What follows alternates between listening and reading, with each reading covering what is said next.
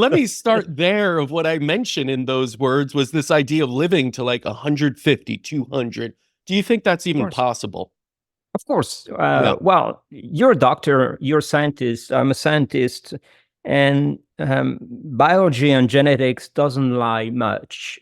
We are designed as human naturally to live up to 150. I would say up to 135 for sure. Hmm. Uh, 50 for more for certain categories of people. But we have a problem today is the average health span in the US is 80. So we have that gap. And Yeah. what do we do with that gap? How do we manage our biology and our gene expression to get to the point that we are supposed to be? And I'm not talking about changing your um, liver and heart and building a new one. Of course, those one will end up by themselves, but still, they are designed to go to that point, 230. It's just because we're not doing the right thing. We're not doing the appropriate.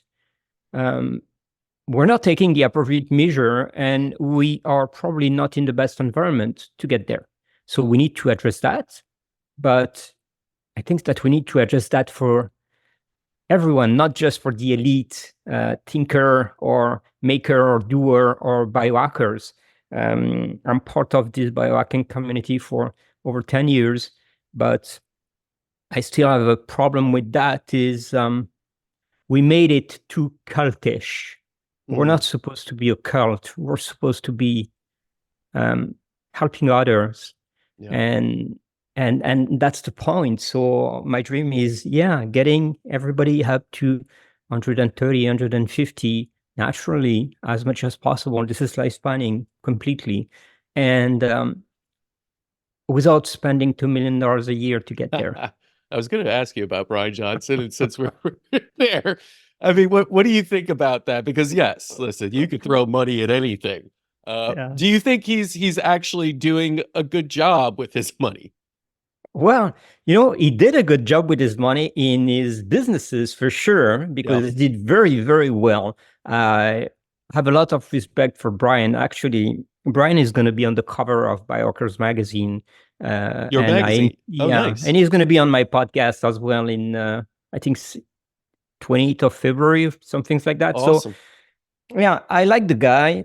And with all transparency and honesty, when I got informed about what Brian was doing. Was not even, I didn't discover it by myself on social media. Is the boyfriend of my daughter that goes like, "Hey, Jean, have you seen this Bryan Johnson? What he's doing? You're doing the same stuff, but it seems to be extreme." And I go like, "I know Bryan Johnson, but what he's doing in biohacking." So I started to look at what he was doing, and my first impression, to be honest, was, "What the you're doing? You're spending that much money, Yeah. and you are claiming that you are 42, I think, or 47, and your biological age is 36. But I'm sorry, I'm not spending $2 million a Yeah. year, and my biological age is 28, and I do better Mm. than you because I'm older than you."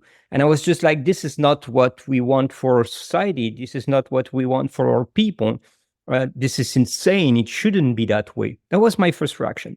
Yeah. Now, I looked at what is done: testing, validating, optimizing the dosage, the supplement, the procedures, and everything, and making that blueprint some sort of, okay, this is the perfect Hmm. protocol to get to live longer. I spent $2 million a year to write it, but it is accurate. So big honor on that job. When you get to understand what was the purpose behind it, I think it makes sense. I would never go that way. You would, Yeah. there is something that is unique in our life and that is non-negotiable at all: freedom. Hmm. And he has no freedom.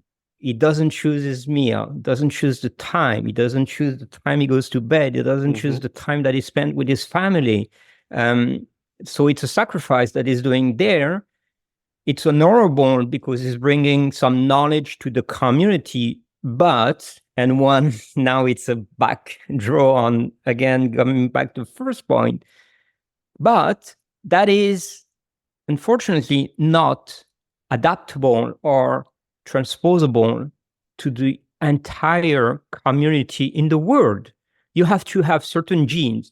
You have to have certain environment. You have to be white, not Spanish or Asian or Black, to go to that protocol, because the expression of your epigenetic will be completely different. So once again, you're spending $2 million for an elite. Yes. And the thing is, he has the money to spend it. He wants to spend it. It's his choice how he wants to. I think it is a bit much. You're not going to get the same ROI, and you get so much more out of less. But if he's willing to use himself as the experiment to try and prove some things, I'm okay with that, because everyone should. I actually applaud that level of prioritization in his life for health, whereas most people, you know, would look at that and say, that's crazy. I kind of look at it and say, listen, if I had as much money, maybe I'd go about differently, because we are different people and different thoughts, but maybe I'd spend as much. I don't know. I've always talked about building a healing sanctuary that has everything in it, non-toxic. That's expensive. That's several million probably to do and all that. So of course. Look at people that does like Botox and stuff like that. Mainly it's people with money. So they pay attention to your health because they have the money to spend into it. Is the extreme, you can spend way more. So now you get into the step of, into the bracket of these people that have hyperbaric chamber at home, or in their boat or jet, infrared therapy all over the place, and all the gadgets and everything. So it's the highest level of biohacking that is implementing there. Big honor on that. You have the money to do it, but ask yourself a question. What do you do with $2 million a year in educating other people to take simple step in their life, like the simple one of going outside in the morning before 11 a.m.? Yes. What's your impact in the world? How will people remember you in 2, 3, 4 generations from now? And that's where I think biohacking does become a little cultish and a little bit elitist, at least to the outsider. Because you see someone like Bryan Johnson, you say, Jesus, these people have too much money. You know, 2 million, my goodness, no wonder. Of course I'd be healthy then with $2 million.